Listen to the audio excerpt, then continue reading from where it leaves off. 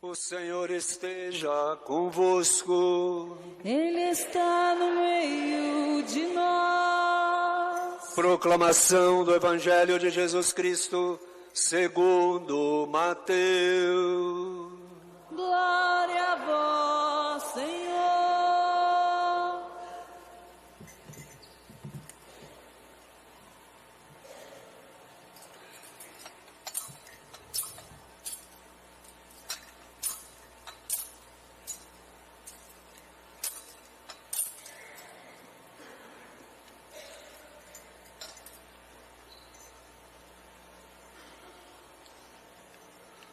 Naquele tempo, enquanto Jesus estava falando às multidões, sua mãe e seus irmãos ficaram do lado de fora, procurando falar com ele. Alguém disse a Jesus: "Olha, tua mãe e teus irmãos estão aí fora e querem falar contigo." Jesus perguntou àquele que tinha falado: "Quem é minha mãe e quem são meus irmãos?" E estendendo a mão para os discípulos, Jesus disse: "Eis minha mãe e meus irmãos, pois todo aquele que faz a vontade de meu Pai que está nos céus, esse é meu irmão, minha irmã e minha mãe." Palavra da salvação.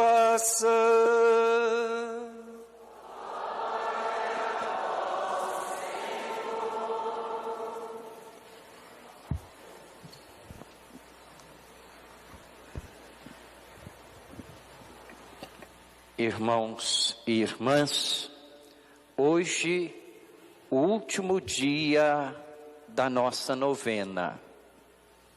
E neste último dia, nós estamos recebendo uma visita importante.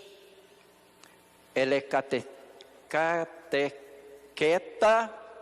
e é também professora de Bíblia em Belo Horizonte. E foi professora de alguns dos nossos padres. E hoje ela está aqui conosco. E nós vamos convidá-la para que neste último domingo da novena, neste último dia da novena, ela possa concluir para nós a palavra, sendo ela biblista e leiga. É a Solange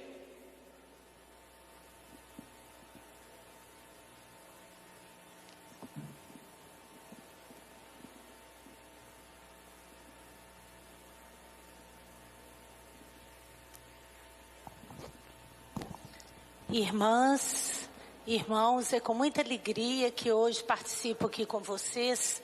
Aliás, já estou aqui desde terça-feira, participando com vocês da novena, rezando junto, fazendo comunhão. E ao receber o convite do Padre Itamar e dos outros padres para falar hoje a vocês, eu faço com muita alegria. O texto do Evangelho que nós ouvimos hoje é um texto muito curioso, tirado do Evangelho de Mateus. O evangelista Mateus conta para nós um episódio bonito. Diz que a mãe de Jesus e os discípulos, Jesus e os discípulos estavam numa casa e a mãe de Jesus e os parentes estavam do lado de fora. Tinha gente demais do lado de dentro e a mãe de Jesus não conseguia entrar. Então alguém falou assim para ele: ó, sua mãe e seus parentes estão tudo aí do lado de fora querendo falar com você. Aí diz que Jesus olhou assim tranquilo e falou: uai, acho que ele era mineiro, né? Quem é minha mãe? Quem são meus irmãos? Minha mãe e meus irmãos são todos aqueles que ouvem a vontade de Deus, que fazem a vontade de Deus. esse negócio de fazer vontade de Deus é complicado, né? Como é que a gente vai saber qual que é a vontade de Deus? Deus não fala assim, minha vontade é essa. Ele não fala assim, num trovão. Ele fala no íntimo do coração da gente e pelos fatos da vida. Ele fala pelos acontecimentos, pela história. Então, discernir a vontade de Deus é uma coisa meio complicada, sabe? A gente às vezes pode pensar que está fazendo a vontade de Deus, está fazendo o contrário da vontade de Deus, porque não é tão óbvio assim. Então, para a gente saber qual é a vontade de Deus, a gente tem que descobrir ela dentro da própria palavra de Deus. No caso do Evangelho de Mateus, a gente descobre qual é a vontade de Deus no belíssimo Sermão da Montanha, que é o texto mais importante do Evangelho todo. Todo o Evangelho de Mateus está resumido no Sermão da Montanha.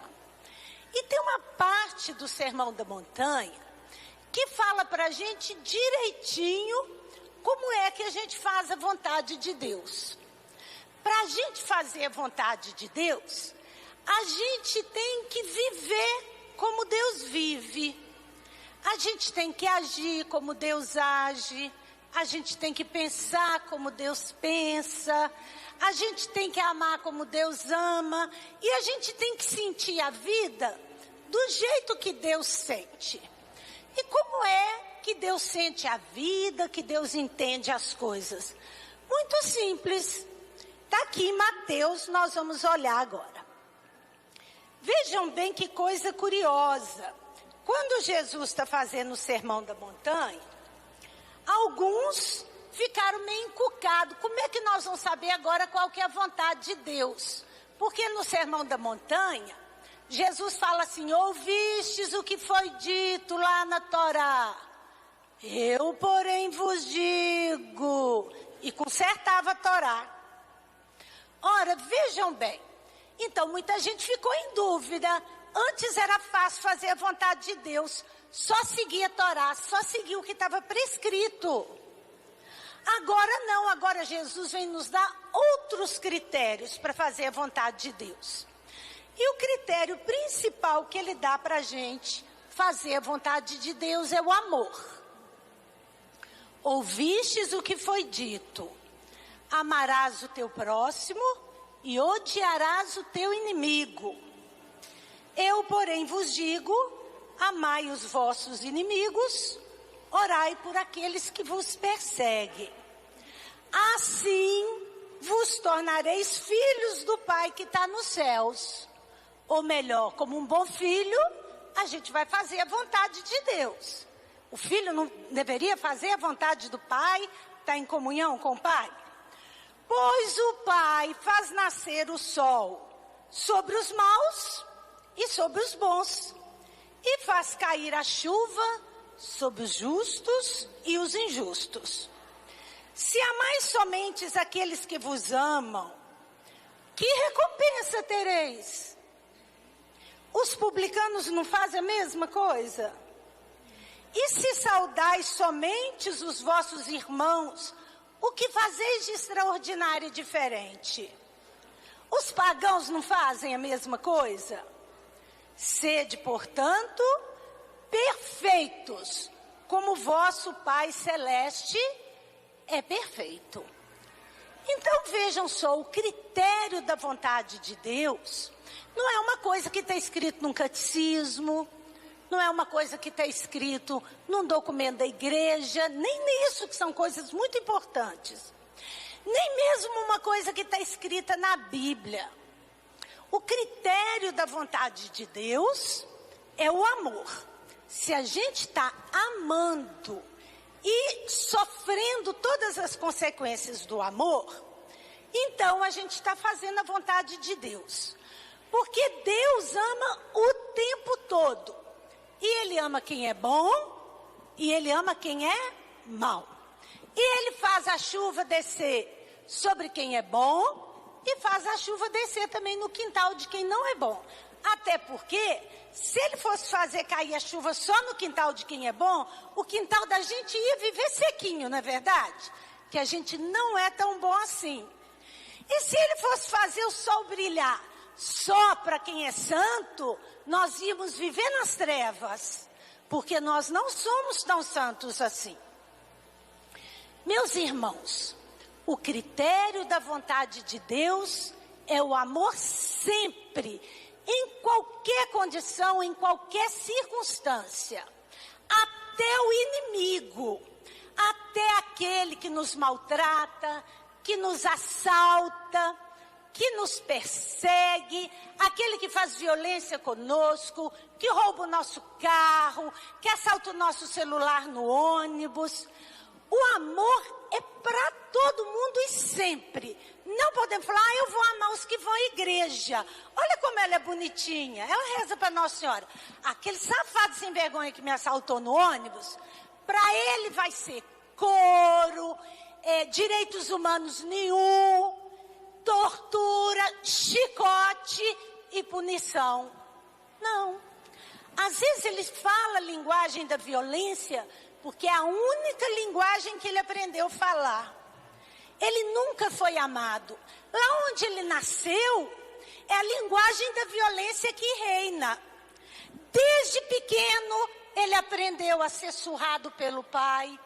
Desde pequeno, ele aprendeu com uma arma na gaveta lá, que a vida se resolve na bala. Mas nós cristãos, vamos falar a verdade. Como disse Mateus, será que nós vamos fazer igual aos outros? Que vantagem que tem da gente ser igualzinho a todo mundo? Que vantagem que tem se a gente acha que o bem é para os bons e o mal é para os maus? A gente vai fazer igual todo mundo. Bom, quem não é cristão, faça para lá. Eu não tenho nada com isso. Mas quem é cristão? Essa não pode ser a nossa lei. A nossa lei tem que ser o amor e o perdão sempre. Nesses tempos de ódio que nós vivemos, que antecede as eleições, nós temos visto muito sinal de violência e de não amor por aí. Entrou uma pombinha aqui, parece que até a natureza está ensinando para a gente que a gente tem que buscar a paz, né? Ou alguém soltou de propósito? Estava no esquema, gente, soltar a pomba? Não. Eu achei bonito. Falei, meu Deus, como que a natureza cooperou conosco. Vejam, tudo mostra para nós que nós temos que amar e perdoar. E que nós temos que criar uma sociedade mais justa. Porque sem justiça social, sem distribuição de renda, sem salário digno, sem escola de graça para todo mundo, sem posto de saúde para poder atender todo mundo, sem 13º, sem impostos mais baixos, não tem jeito de ter paz. A paz, gente, ela não vem como uma pombinha, não. A paz a gente constrói. A paz a gente edifica. A paz a gente faz com as mãos. Como é que a gente deseja a paz de Cristo? Estendendo a mão em direção ao outro. Um toque de mão é bom, não é? É gostoso uma mãozinha pegando na outra?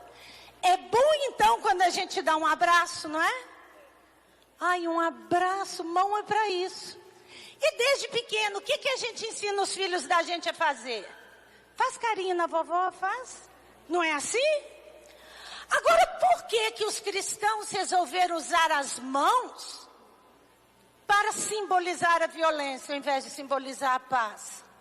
Você já pensou? Desculpa, eu estou fazendo só para encenar, tá, gente? Se eu chegasse perto dela e falasse, paz de Cristo, paz de Cristo, paz de Cristo, paz de Cristo, alguém ia sentir paz? Alguém ia sentir confortável com esse gesto? Não. Queridos, nós não podemos escolher a quem amamos. Nós temos que amar todos. E um dos grandes modos de amar é dar a todos o direito. Mesmo aqueles que nos maltratam, caluniam e perseguem. É isso que o Evangelho ensina. Diferente disso, os pagãos fazem para lá. Nós não. Vou contar para vocês, para terminar, um caso. Minha família foi vítima de uma violência terrível há 10 anos atrás. Eu tenho um sobrinho querido que com 19 anos foi assassinado com um tiro no peito. Ele estava numa festa de um colégio católico, jogando aquele negócio que eles chamam de totó, você sabe o que é? Aquele boneco, né? Dentro de uma sala, era um sítio, uma festa. Quando teve uma briga a 50 metros de lá no quintal, uma pessoa, um guarda, um policial, por falar nisso, que estava fazendo a guarda do ambiente, a segurança, tirou uma arma e deu um tiro, segundo ele, para dispersar a briga. Nunca vi isso, com um tiro dispersar a briga. E o meu sobrinho, que não tinha nada com isso, que estava lá a 50 metros, jogando com seus amigos, chegou na porta para ver a confusão que estava tendo e recebeu um tiro no peito e morreu na hora. Um menino com 19 anos e com uma vida pela frente, sem nenhuma passagem pela polícia, líder de grupo de jovens, estudante, um menino maravilhoso. Foi muito difícil para minha família superar. Alguns disseram que nós deveríamos vingar, porque nós sabíamos quem fez. E quando alguém chegou a esse atrevimento de nos sugerir isso, eu fiquei muito irritada e respondi o que eu digo para vocês hoje. Se a gente for lá e matar ele, ele fugiu, hoje mata o filho dele então, mata a mulher dele, mata alguém. Se a gente for lá e fizer qualquer violência, será que as lágrimas dessa mãe que vai perder um filho, ou dessa mulher que vai perder um esposo, vai secar as lágrimas da minha família que já chorou? Será que isso vai trazer ele de volta? Será que isso vai resolver? Não. Então nós lutamos com as armas que tínhamos. Fizemos o processo na justiça, levamos ele a júri, que era o que nós podíamos fazer. Mais do que isso, não. Nós continuamos acreditando no amor e na paz. E armar a população não é a solução para acreditar no amor. Sede perfeitos, disse Jesus, como o Pai é perfeito. Ser perfeito não é ser santo sem nenhum erro, não. Ser perfeito é ser igual o cordeiro que eles imolam no altar. O cordeiro imolado no altar não podia ter nenhuma mancha, nem um pé quebrado, nem um dedo, nem uma unha machucada. Por quê? Porque ele era oblação, oferta a Deus. Ele era ofertado. Então vou dizer a vocês agora. O que a gente tem que ofertar a Deus é muito mais do que as flores que a gente traz, do que a hóstia, do que o pão, do que o vinho, do que a bandeira nacional que vocês trouxeram antes de ontem, do que o paninho que vocês trazem para pôr Nossa Senhora, do que a coroa. O que a gente tem que ofertar a Deus é a nossa vida perfeita, sem nenhuma única marca de violência e de ódio. Sem nenhuma única marca de violência e de ódio. Nós não podemos apoiar a cultura do ódio ou nós não somos devotos de Maria. Nós estamos, para encerrar, fazendo aqui a nossa homenagem a Maria, a Mãe Preta, achada lá no fundo do poço. Assim como ela estava esquecida no fundo do poço, milhões de brasileiros estão esquecidos nos porões da humanidade, sem direito, sem saúde, sem voz, sem vez. Estão lá abandonados nos presídios, estão abandonados na rua, caído com fome. Honrar a Mãe Preta, a mãe da senzala, da cor do negro, da cor do doente que está roxo, machucado, da cor do torturado que fica roxo depois do couro, é negar a tortura, é negar a violência, é negar o ódio e construir o amor. Quem apoia o ódio não é devoto de Maria. Quem apoia a cultura da vingança e do armamento não pode ser devoto de Maria. Desculpem me falar, eu sou professora de Bíblia, eu tenho a obrigação, eu tenho um compromisso com a verdade. Eu tenho uma grande alegria de estar aqui com vocês e de poder participar desse momento. E da gente pedir, junto à Mãe Preta, que ela nos socorra, que ela não nos deixe excluir os negros, que ela não nos deixe excluir ninguém que está nos porões da humanidade. Ao contrário, que a gente vá lá estender a mão como os pescadores fizeram. Tirar do fundo do poço e unir de novo os dois pedaços. Reconstruir a vida que está partida, que está flagelada, que está destruída. Aí sim, nós vamos fazer a vontade de Deus.